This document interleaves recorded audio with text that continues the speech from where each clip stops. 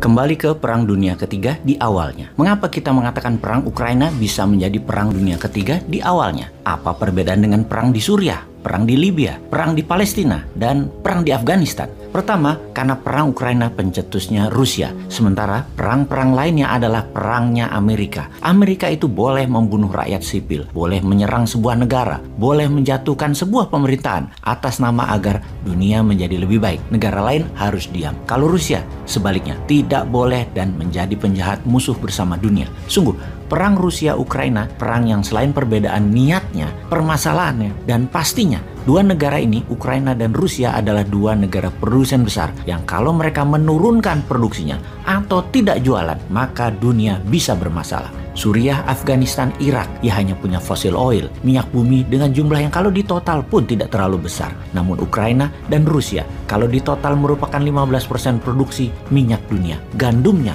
merupakan 20% produksi dunia. Dan sunflower oil merupakan penghasil 70% penyuplai pasar dunia. Karena itu, kita membahasnya dengan seksama karena dalam waktu yang tidak lama lagi, rumah tangga di seluruh dunia, kebutuhan sehari-harinya akan langka dan akan mahal barangnya yang akan memukul perekonomian dunia secara global. Kita bahas detailnya satu persatu, mulai dari geopolitik dunia hingga geoekonomi dunia. Namun kali ini, kita bahas adalah taktik perangnya, jalan perangnya. Menarik membahas taktik perang kota yang keduanya lakukan, baik dari pihak Rusia maupun dari pihak Ukraina. Ukraina dan Rusia secara militer tidak sebanding. Rusia jauh di atas Ukraina dalam hal persenjataan, amunisi, teknologi, keterampilan personil. Namun Ukraina unggul perang gerilya kota dan mengenal medannya dengan baik. Hal ini penting kita pelajari. Satu, dari sisi kalau kita Indonesia suatu hari jadi Ukraina diinvasi Tiongkok misalnya, maka strategi Ukraina patut kita pertimbangkan. Di sisi lain yang kedua, kalau kita Indonesia suatu hari jadi Rusia, mengambil balik 8 negara ASEAN untuk jadi Nusantara baru, kesalahan apa yang dilakukan Rusia kita tidak akan lakukan dan kita ganti strateginya. Kita bahas mengenai serangan awal Putin yang bisa dikatakan gagal dan apa pelajarannya. Pada 24 Februari 2022, tepat setelah pukul 2 waktu Ukraina, Vladimir Putin, otokrat Rusia, mengumumkan dalam pidato TV yang telah direkam sebelumnya, sebuah operasi militer khusus di Ukraina. Bagi dunia, itu berarti perang. Dalam beberapa menit, penembakan dimulai, langit menyala, dan invasi Rusia ke Ukraina dimulai. Namun, bagi banyak orang Ukraina, ini tidak dianggap sebagai permulaan, tapi kelanjutan konflik yang dimulai sekitar 8 tahun sebelumnya pada musim semi 2014. Sejak Rusia dan pemberontak yang didukungnya menguasai Crimea dan sebagian besar Ukraina Timur, Ukraina telah mempertahankan kehadiran militer yang diperluas dan aktif sepanjang perbatasan Ukraina terhadap Rusia. Pada tahun 2017, misalnya, Rusia mendirikan kembali tentara gabungan ke-8 di Novotcherkassk, dibangkitkan kembali dengan dalih bahwa itu adalah keputusan defensif yang kemudian sejak itu telah menambah artileri, rudal, bahkan beberapa analis percaya memasukkan separatis ke dalam barisannya sendiri. Ini bukanlah perkembangan yang terisolasi dari Sevastopol di ujung selatan Crimea hingga Klinci di sepanjang perbatasan utara Ukraina, pangkalan Rusia, titik perbatasan dan infrastruktur militer umum telah berkembang semakin mengelilingi Ukraina sejak 2014. Pada hari Rabu 3 November 2021, Kementerian Pertahanan Ukraina mengumumkan bahwa 90.000 tentara Rusia telah mengepung perbatasan negara Ukraina dan wilayah pendudukan Rusia yang berada di wilayah tersebut untuk latihan, yang seharusnya mereka balik lagi atau pulang lagi, tetapi mereka tidak pergi atau menetap. Bukan saja mereka tidak pergi, tapi jumlahnya terus bertambah. Citra satelit dari luar kota Yelnya di Rusia Barat pada bulan September masih kosong. Di bulan November, tentara gabungan ke-41 Rusia yang biasa bermarkas sekitar 3.000 km jauhnya tiba-tiba berada di sana dengan 1.200 tank, howitzer, artileri penarik, dan kendaraan pendukung. Pada bulan Januari 2022, pasukan Rusia meluncur ke Belarus untuk latihan bersama.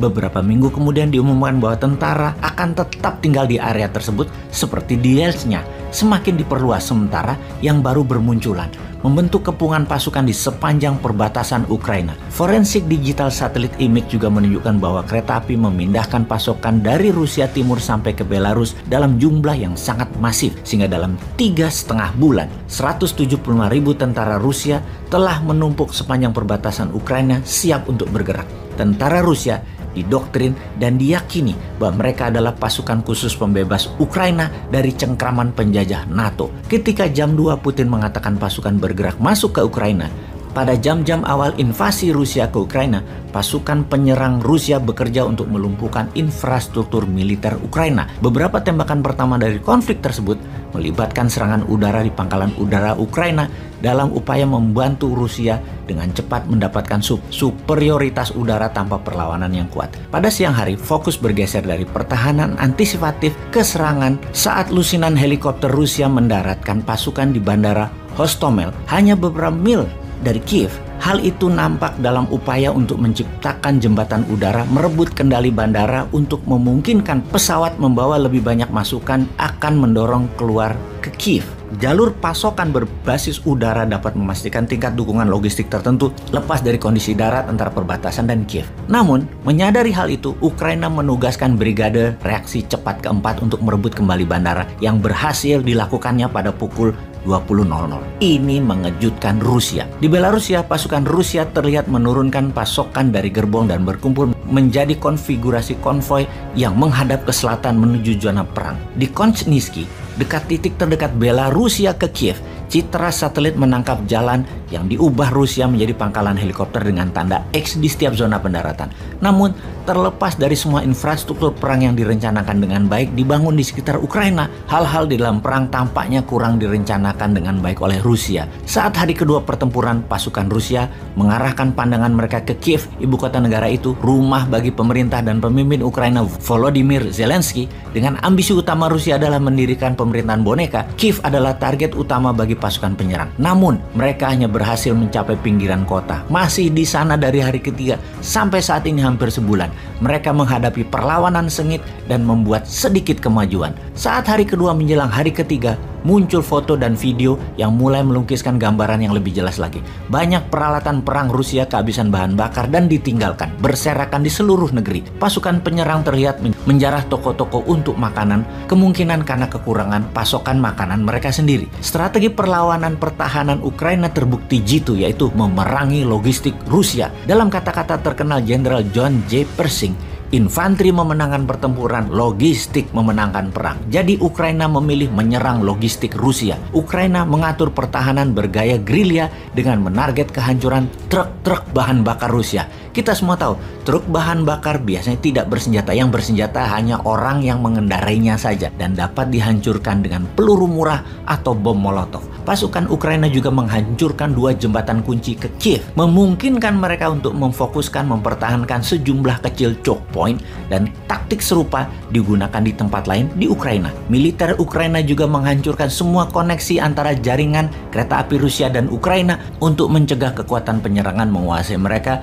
untuk meningkatkan jalur pasokan mereka. Di tempat lain di seluruh negeri, kota-kota besar dan kecil membongkar rambu-rambu jalanan mereka dengan beberapa kasus mengecat dengan tulisan "Selamat datang di neraka", sehingga mempersulit pasukan Rusia yang banyak diantaranya hanya mengandalkan peta kertas untuk bernavigasi di Ukraina. Sementara itu, militer Rusia yang hampir sepenuhnya bergantung pada komunikasi radio analog yang tidak aman, penggemar radio amatir dan organisasi peretas anonimus bekerja untuk memblokir dan mengawasi frekuensi radio-radio musuh atau radio-radio Rusia tersebut. Bagi banyak ahli, kesulitan logistik militer Rusia bukanlah hal yang mengejutkan.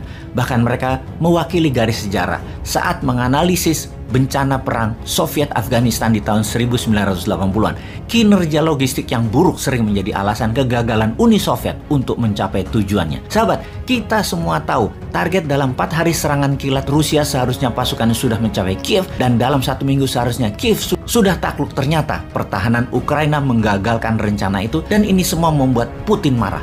Tak ayal lagi, Putin memberi hukuman Kepala Dinas Keamanan Federal Rusia (FSB) dan wakilnya menjadi tahanan rumah karena dianggap memberi informasi palsu dan menyesatkan serta inkompeten, membuat serangan awal Rusia terhadap Ukraina gagal. Menjelang invasi, Badan intelijen ini meyakinkan Putin bahwa Rusia hanya akan ada perlawanan kecil dari tentara Ukraina dan rakyat Ukraina.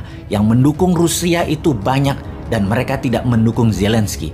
Faktanya, tentara Ukraina dengan gerilya taktik dan rakyat Ukraina menjadi pejuang dengan semangat militan menghalangi jalannya tentara Rusia. Kemudian Rusia merubah taktik perangnya, yang ternyata Ukraina pun merubah taktik perangnya. Kalau kita Indonesia bagaimana?